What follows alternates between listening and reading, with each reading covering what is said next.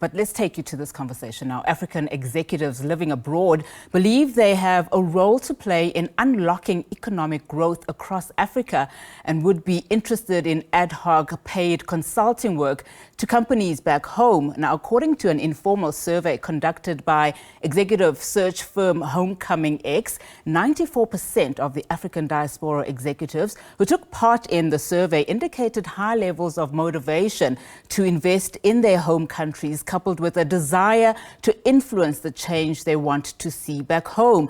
Now, let's discuss this further. We're now joined via Zoom by Angel Jones. She's the CEO and the founder of HomecomingEX, previously known, of course, as the Homecoming Revolution. Angel, thank you so much for your time this afternoon. Now, Angel, you launched Homecoming Revolution in 2003 to bring African people back to the continent. I remember, of course, at the time you told me that it was a bit of a midlife crisis, but your business has now evolved. Talk to us a little bit about the journey. Nashi, thank you so much. So when we first launched Homecoming Revolution, we were very concerned about physically bringing back the skills back to South Africa and then back to the rest of the continent too, helping different companies all over Africa target Eastern, West and Southern Africans abroad to physically bring them back. And that's been going relatively well. And then at the end of 2020, as we all experienced the pandemic, we realized quite quickly how comfortable everybody was becoming with remote work.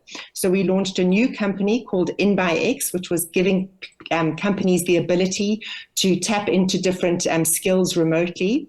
And a month ago, with VC funding from Launch Africa Ventures and 535, we merged the two entities to become HomecomingEX, which now provides permanent, part-time and hourly talent for Africa.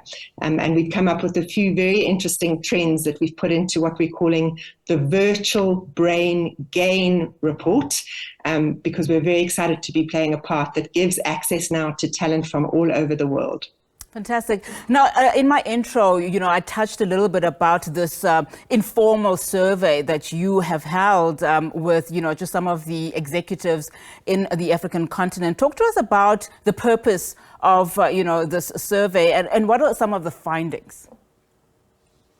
So I think very importantly, we think it's only Africa is experiencing a scarcity of talent, but actually globally, Onati, we're finding it's been said that 86% of enterprises globally consider talent shortage as a key barrier. So it's not just us experiencing the shortage globally. There seems to be this war for the right kind of talent. And at the same time, a trend that we're finding is a power shift. It used to be the fact that the job must fit the person, but now we're actually seeing, the person must fit the job, but now more and more employers are seeing that the job must fit the person. And this is because we've now entered the age of what we're calling the A3 work age, which means work can be done anywhere, any place and any time. And in fact, it's shown that 61% of top professionals would quit their job if they had the opportunity for pure remote work. So that is coupled with the idea that, yes, we might be losing our talent. We also have a lot of this diaspora talent internationally. They've got so much to share about, the local knowledge they have, but also globally, all the experience they've had. They've got so much to share, but importantly, this is not a drive where they are, being mentors necessarily or volunteering their skills. This is a very much a paid work opportunity for many of the diaspora out there who are entering this age as well. A new trend we found is the rise of the portfolio career.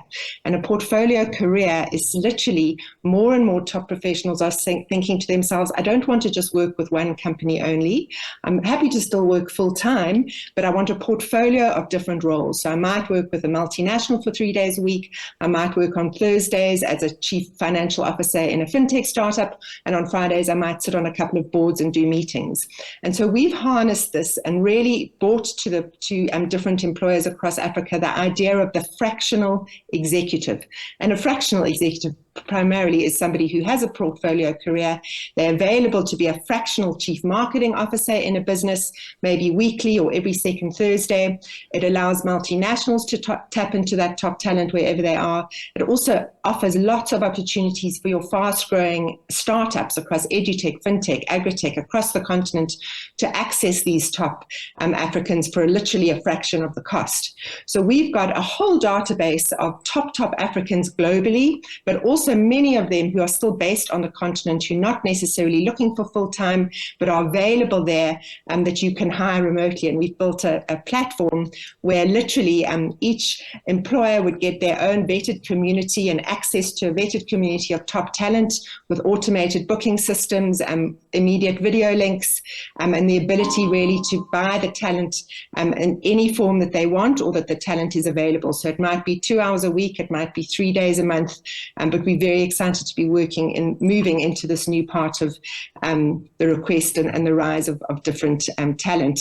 We're seeing the demand in RT across all industries. I mean, really, the employers across Africa, from consulting to non-profit to FMCG to fintech, even manufacturing and engineering, interestingly enough, has lots of opportunities for remote talent out there, logistics and supply chain, you name it. So recent work we've done, I could tell you so much more. I can see that. Well, it is very encouraging then to see, that some executives who are living abroad would invest back into Africa. But let's squeeze this one last question in, Angel. You've just returned from Paris and London, where you attended these 2 leading global conferences. Talk to us a little bit about just some of the trends that you are seeing in this workspace. So very much the importance of collaboration. We've seen our philosophy is that the only way to find scarce talent is share scarce talent. And literally that's happening globally as well. We're even seeing top multinationals sharing their IT talent amongst themselves because they don't want to lose them. So this idea of sharing and collaboration is huge. The idea of ESG is absolutely hugely important. Board members who understand ESG, heads of ESG across different companies. Very much, as I said, that the power is back with the candidate, that the social revolution is all about making the job fit the person instead.